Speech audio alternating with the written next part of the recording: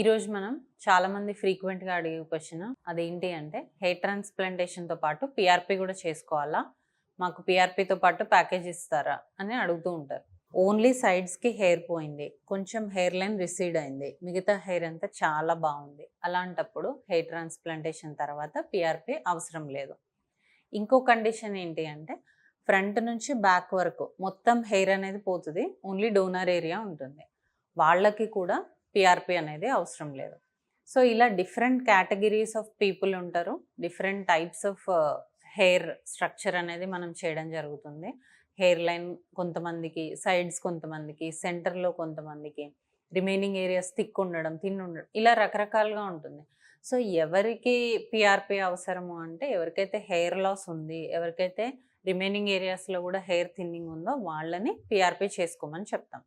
అది కూడా ఎప్పుడు అంటే హెయిర్ ట్రాన్స్ప్లాంటేషన్ చేసిన తర్వాత ఒక 2 to 3 months తర్వాత ఇది సెటిల్ డౌన్ అయిన తర్వాత అప్పటికి కూడా వాళ్ళకి స్టిల్ హెయిర్ లాస్ ఉంటే కనుక మనము పిఆర్పి చేయడం జరుగుతుంది. లేదు కొంచెం ఇంకా థిక్నెస్ ఇంప్రూవ్ చేసుకోవాలనుకుంటున్నారు అంటే పిఆర్పి చేయడం జరుగుతుంది. పిఆర్పినే కాదు జిఎఫ్సి ట్రీట్మెంట్ కూడా చేస్తాం. జిఎఫ్సి అంటే growth factor concentrate treatment. So same like PRP ఉంటుంది, బట్ కంప్లీట్గా ఎసెల్యులర్ అవ్వడం వల్ల రిజల్ట్స్ ఫాస్ట్గా ఉంటాయి, పెయిన్ చాలా తక్కువగా ఉంటుంది.